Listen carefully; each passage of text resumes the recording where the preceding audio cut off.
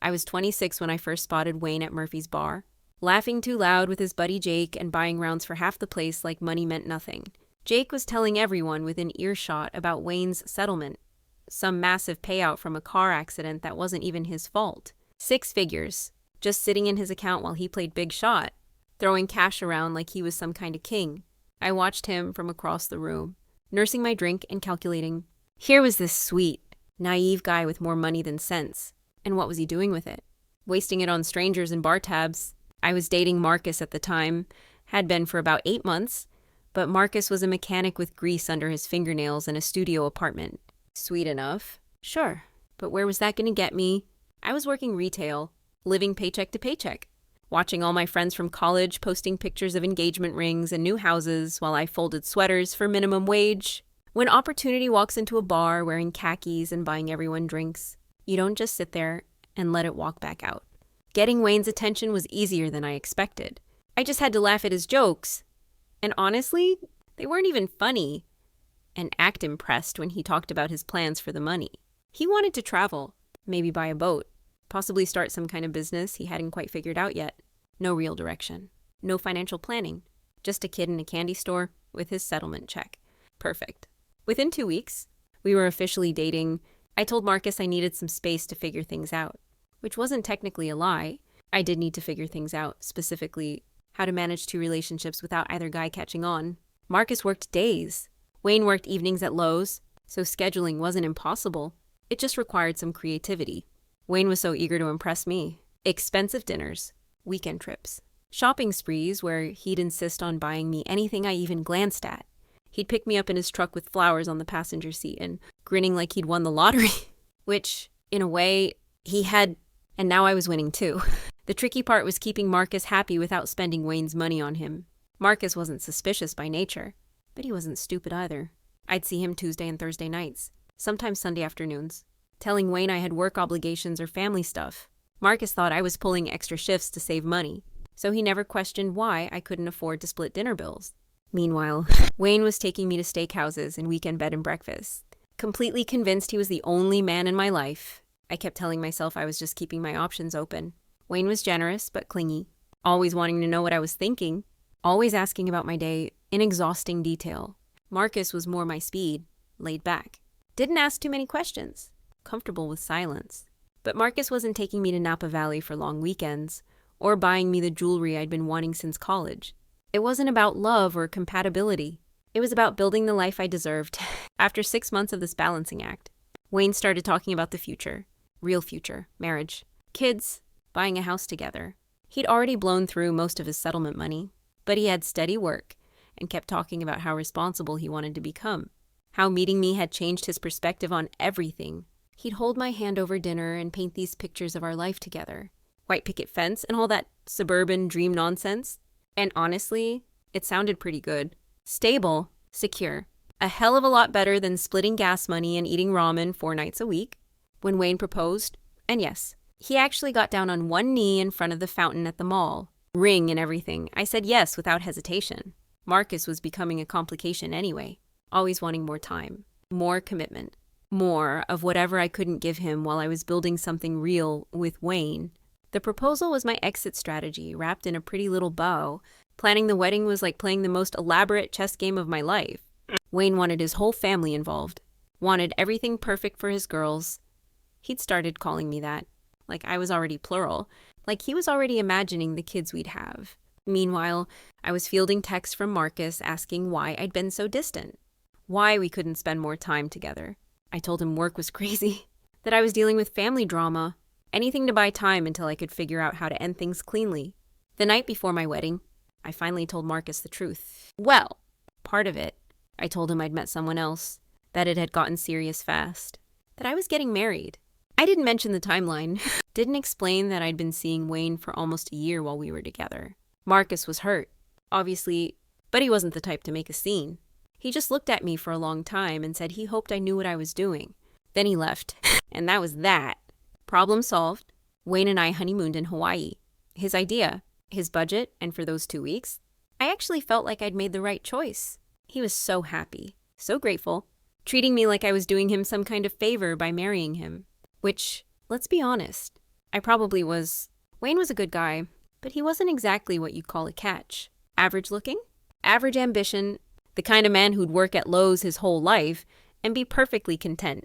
But he was mine now, and that meant security, stability, someone to handle the boring adult stuff while I figured out what I actually wanted to do with my life. The first few years were fine. Wayne got promoted to assistant manager. We rented a little house with a yard. Started talking about kids. When I got pregnant with Emma, Wayne was over the moon. He started reading parenting books immediately, baby-proofing the house when I was barely showing, planning out college funds before we even knew if it was a boy or girl. His excitement was almost infectious. Almost. Because here's the thing Wayne couldn't know. Emma wasn't his. I'd had one last night with Marcus about a month before the wedding. One final goodbye that turned into more than either of us planned. I told myself it didn't matter. That timing was just timing. That Wayne would be Emma's father in every way that actually counted. And he was, from the moment she was born, Wayne was completely devoted. He was the one getting up for midnight feedings, the one teaching her to walk, spending hours on the floor playing peekaboo and reading picture books in funny voices. Watching Wayne with Emma should have made me feel guilty. But mostly it just confirmed I'd made the right choice. Marcus would never have been that kind of father. Patient, present, completely absorbed in every tiny milestone. Wayne documented everything, filled photo albums, called his parents with updates about Emma's first words and first steps. He was living his dream, and Emma was getting the kind of father every kid deserved. Everyone won. When Emma was 2, I got pregnant again. This time, there was no question about paternity. Tyler was definitely Wayne's. But by then, the pattern was set. Wayne was dad to both kids. No distinctions. No favorites. If anything, he was even more devoted the second time around. More confident. Like he'd finally found his calling. And me, I was playing house, going through the motions of domestic bliss while feeling increasingly trapped by the very security I'd worked so hard to achieve. Wayne was a wonderful father and a decent husband. But he was also boring. Predictable. Content with our little routine in ways that made me feel like I was suffocating. The pandemic changed everything. When Wayne lost his job and suddenly he was home all day. Every day, I felt like I couldn't breathe. There was nowhere to go. Nothing to do. Just Wayne and the kids, and the same 4 walls day after day. Wayne tried to make the best of it. Family game nights. Backyard camping. Elaborate art projects that left the kitchen covered in glitter and paint. But I wasn't built for this level of domestic intensity. That's when I started spending more time online. Just browsing at first. Reconnecting with old friends. Seeing what I'd missed in the years I'd been focused on being Wayne's wife and the kid's mom. It was innocent enough until I started wondering what else was out there. Who else was out there? I downloaded Tinder almost as a joke, just to see if I still had it. If men still found me attractive after 2 kids and 8 years of marriage. They did. The attention was intoxicating. Messages from men who thought I was gorgeous, who wanted to know more about me, who flirted and complimented and made me remember what it felt like to be desired rather than just needed. I wasn't planning anything serious, just enjoying the validation, the reminder that I was still a woman and not just mommy and honey and Wayne's +1.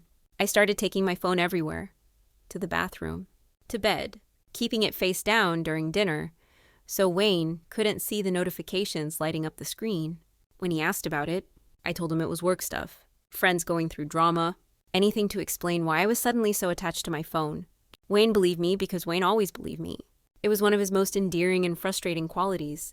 The texting led to phone calls, which led to video chats, which led to making plans to meet David in person. David was everything Wayne wasn't. Spontaneous, mysterious, the kind of man who rode a motorcycle and traveled for work and knew how to make a woman feel alive. When he suggested meeting for drinks, I knew I was crossing a line. But I also knew I deserved to feel something other than the suffocating contentment of my suburban life. I told Wayne I was meeting my sister for dinner, spent an hour getting ready, and drove to the hotel bar where David was waiting. He was even more attractive in person, the kind of man who commanded attention just by walking into a room. We talked for hours about everything Wayne and I never talked about: travel, ambition, the feeling of being trapped by other people's expectations. David understood me in ways Wayne never had, never could, and when Wayne confronted me about the apps on my phone, I was ready for him. "It's not what you think," I said, which was true. It was probably more than his limited imagination could handle. But there he stood in our bedroom, holding my phone like evidence, looking wounded and confused and so painfully naive. "Patrice, What's Tinder doing on here? And Bumble. Poor Wayne. Still believing his boring little life was enough for everyone. Still thinking his wife was as satisfied with mediocrity as he was. I explained about needing friends, about being isolated, about how the apps weren't just for dating anymore. People use them for networking, for finding like-minded individuals, for combating the loneliness of being stuck at home with small children while the world moved on without them. Wayne wanted to believe me. I could see it in his face, the way he was trying to reconcile his suspicions with his desperate need to trust me. So I let him. I deleted the apps right there in front of him, promised to be more open about my phone usage, even suggested we plan more date nights to reconnect as a couple. Crisis averted for about 2 weeks. Because the thing is, once you've tasted freedom, once you've remembered what it feels like to be wanted, rather than just needed, it's impossible to go back to being satisfied with less. I reinstalled the apps, was more careful about notifications, and started meeting David regularly. Hotel rooms, his apartment when he was in town, long drives to places where no one would recognize Wayne's wife and Emma and Tyler's mom. David made me feel alive in ways I'd forgotten were possible with him. I wasn't responsible for anyone else's happiness, wasn't managing schedules and grocery lists, and the endless mundane details of family life. I was just Patrice. Attractive. Interesting. Desirable Patrice who deserved to be with a man who appreciated her. The double life was exhausting but exhilarating. Wayne handling bedtime routines while I texted David about our next meeting. Family dinners where I'd smile and nod while planning elaborate lies about where I'd be the next afternoon. Wayne was so trusting, so completely convinced of my faithfulness, that I almost felt bad for him. Almost. But then Wayne started paying closer attention, asking more questions about where I'd been, who I'd been with, why I seemed distracted. The unemployment had given him too much time to think, too much opportunity to notice things he'd previously been too busy to see. When he started checking my phone regularly, I knew the game was changing. The night Wayne caught me wasn't dramatic or cinematic. I'd gotten careless, comfortable in my deception, and left my phone unlocked on the kitchen counter. Wayne saw David's name, read enough of our conversation to understand exactly what had been happening. And when I came downstairs from putting the kids to bed, he was sitting at the kitchen table with my phone in front of him. "How long?" he asked. Not, "Is this what it looks like?" Or, "Can you explain this?" Just how long? Like he already knew the answer would destroy everything he'd believed about our marriage, our family, our life together. I could have lied, should have lied, but looking at Wayne's face, seeing 8 years of trust crumbling in real time, I felt something I hadn't expected. Relief. The exhaustion of maintaining the facade, of pretending to be satisfied with his version of happiness, of acting grateful for a life that felt more like a prison than a partnership. "Does it matter?" I said. Wayne stared at me like I'd become a stranger, which I suppose I had, or maybe I'd always been a stranger and he was just finally seeing me clearly. "The kids are upstairs," he said quietly. "We'll talk about this tomorrow." But we didn't talk. Wayne moved into the guest room, started looking at me like I was something dangerous he needed to protect Emma and Tyler from. He hired a lawyer, started asking questions about assets and custody and how we'd divide the life we'd built together. When he mentioned paternity tests, my blood went cold. "That's ridiculous," I told him. "Those are your children. You raised them." "Yeah," Wayne said. "I did," the way he said it. Like he already knew what the test would reveal. Like he was just confirming suspicions he'd been carrying for years. Maybe Wayne wasn't as naive as I'd thought. Maybe he'd just been choosing to trust me, despite his doubts. And now that choice had been taken away. The paternity results confirmed what I'd always known. Emma wasn't Wayne's, and Tyler wasn't either. Wait, that's not right. Tyler was Wayne's, but Emma wasn't. Actually, looking back now, I'm not entirely sure about Tyler either. Those months after Emma was born were a blur of sleepless nights and postpartum hormones, and I may have reconnected with Marcus briefly when Wayne was working overtime to pay for baby expenses. The point is, Wayne raised both children as his own, and now he wanted to abandon them because of some technicality revealed by a lab test. What kind of man does that? What kind of father walks away from kids who call him daddy? Who run to him when they're hurt? Who've never known any other parent? But Wayne was done. Done with me. Done with our marriage. Done pretending he could forgive what I'd put him through.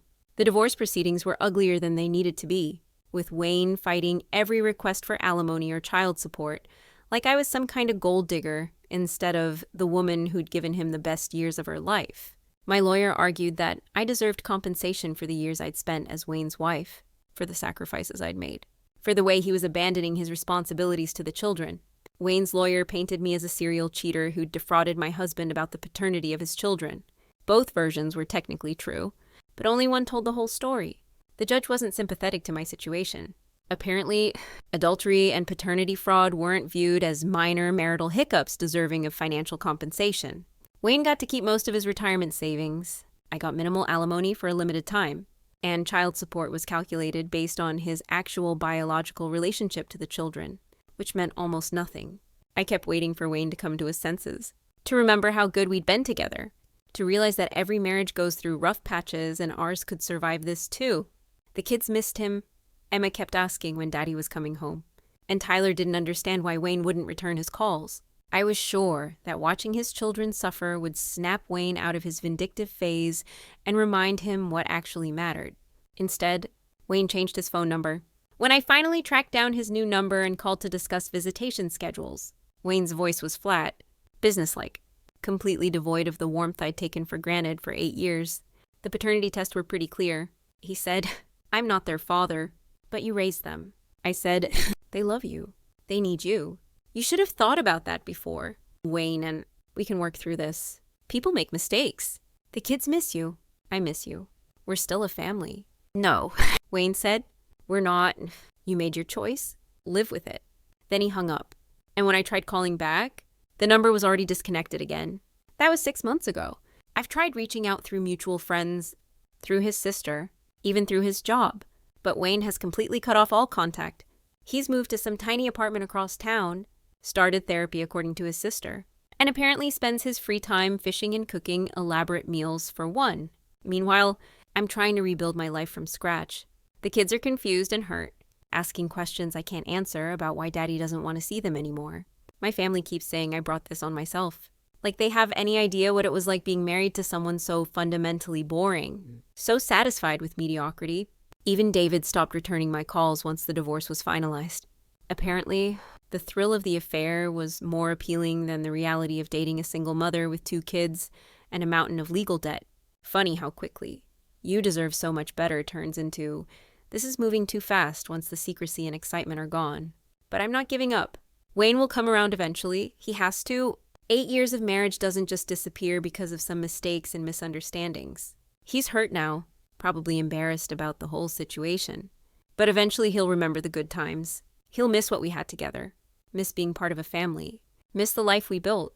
I've been driving by his apartment sometimes, just to see if he's okay, if he seems happy with his new life. Last week I saw him loading fishing gear into his truck, looking healthier than he had in years, and I almost stopped to talk to him. But something about his expression, peaceful, content, like he'd finally figured something out, made me keep driving. Wayne thinks he's better off without me, without us, but he's wrong. Everyone makes mistakes. Everyone deserves second chances. And what we had was real. The kids need their father, and I need my husband. And eventually, Wayne will realize that some things are more important than pride or hurt feelings or whatever's keeping him from coming home. He just needs more time to miss us, to remember what it feels like to be alone, to realize that perfect families don't exist, but real families find ways to forgive each other and move forward together. I'm not the villain in this story, no matter what Wayne or his lawyer or my own family wants to believe. I'm a woman who made some mistakes while trying to find happiness in a marriage that had stopped fulfilling her needs. I'm a mother whose children are suffering because their father decided his wounded pride was more important than their well-being. I'm a wife whose husband threw away 8 years together instead of fighting for what we built. But I'm also patient. And I'm not giving up on us. Even if Wayne has, someday he'll realize what he's lost. And when he does, I'll be here waiting. Because that's what real love looks like. Not giving up. Even when everything seems hopeless, the kids and I will be here when Wayne finally comes home.